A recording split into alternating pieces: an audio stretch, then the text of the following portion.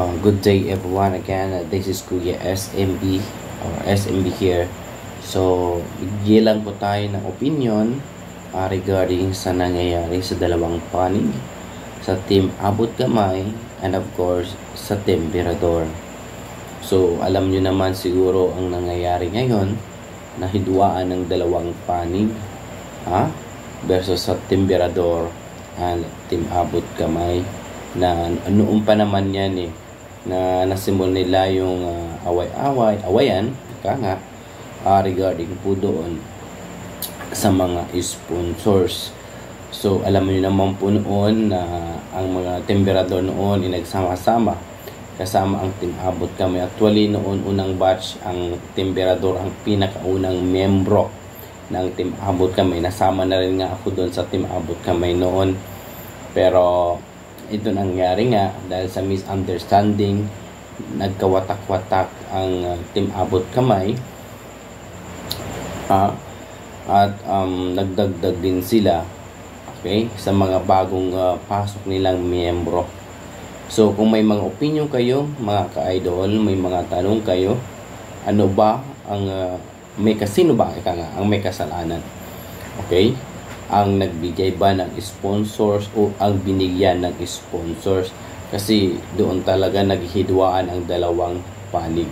Sino ba talaga ang may mali doon? Yung binigyan or inutusa or yung nagbigay? Kasi naranasan ko noon na maraming mga followers, supporters ko noon na parang uutusan ka.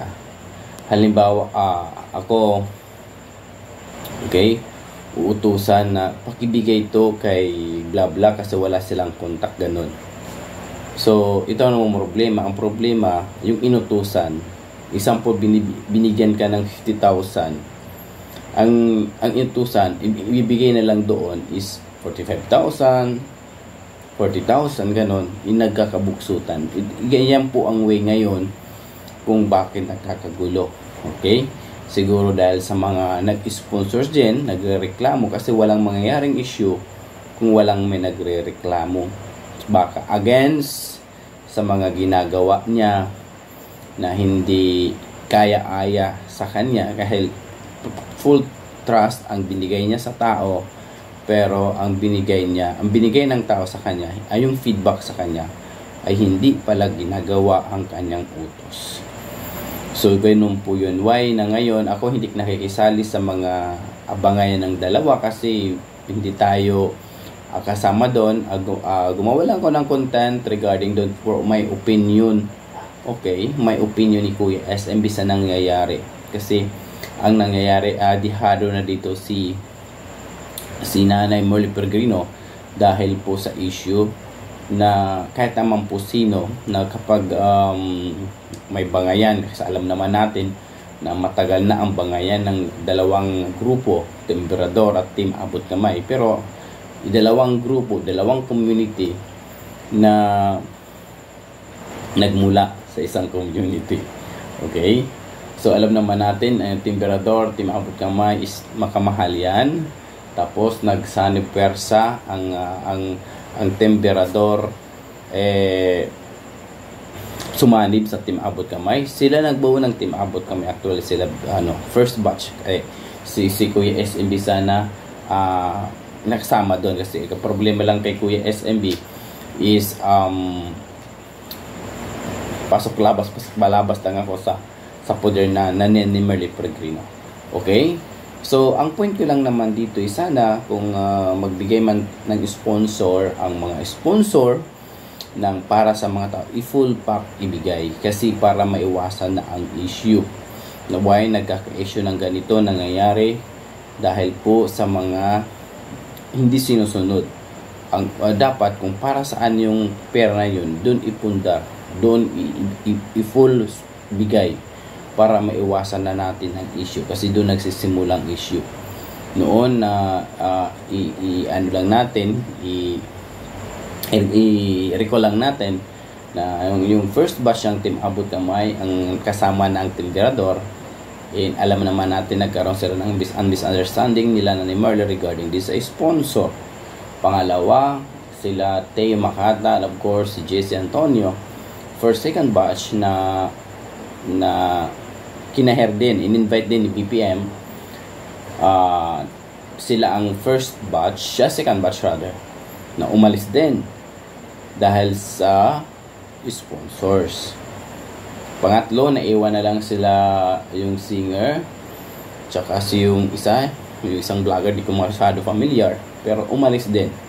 Of course, yung artista din, yung artista ni Nani may umalis din dahil din sa mga issues. Sponsors din ang nai-involve dito. So, hindi ko alam kung totoo ba, kasi wala naman tayong confirmation na totoo talaga yung mga haka-haka na binibitawan ng mga timberador tungkol sa kay Nanay Marley. Kasi almost napapansin ng karamihan na bakit lahat ng mga lumalabas kay Nanay Marley Peregrino is puro sponsors ang issue. Totoo kaya ang mga sinasabi ng mga tao na nakakapaligid sa kanya na kinakain lang ni Nanay Marley ang sponsors pinapasok sa kanyang bulsa?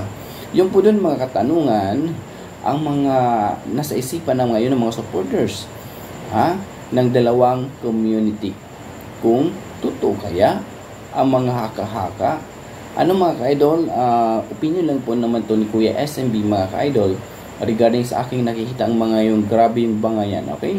Regarding sa 50,000 na yan. Malaking impact po yan. Okay? Ang iba gusto na makipagdebate sa labas, ang iba gusto na makipagdebate sa husgado. Okay? Yung po ang kanilang mga kagustuhan mga ka-idol. Ngayon po, kung may mga opinion po kayo regarding po doon sa mga issues, bakit hindi natitigil ang issue, ang bangayan ng dalawang panig, okay, na grabe yung pagbibigay paninirang puri, okay, sa tao. Okay? So, ang akin lang naman mga ka-idol, kung may mga opinion po kayo na sino ba ang unang may mali dito, yung nagbigay ba ng sponsors or inutusan lang na ibigay ang sponsor sa tao. Kasi ang nangyayari po dito, ganun po ang siklo ng problema ng dalawang panig, Team Abot Kamay and of course Team Berador. Okay? So ang sabi naman ng iba, kung maganda opinion ng iba kung maganda daw ang pamalakad ng founder ng isang community, wala sanang gulo na mangyayari. Kagaya ng kung maganda ang pamalakad ng mga magulang sa mga anak, control ng magulang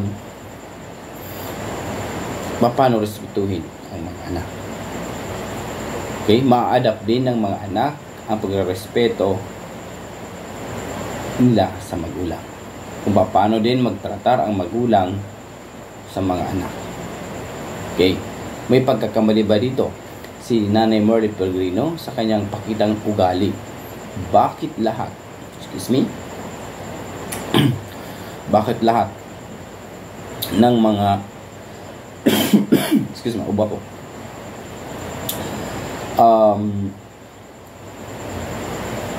ng mga nakasuporta sa kanya, nasa likod sa kanya, wala sa kanya dahil sa issue ng sponsor. Yan, maraming salamat mga ka-SMB Care. Hanggang dito na lang again. This is Kuya SMB Vlog. Para sigurado, punto por punto. Have a good day, everyone. Ingat. God bless. Bye-bye.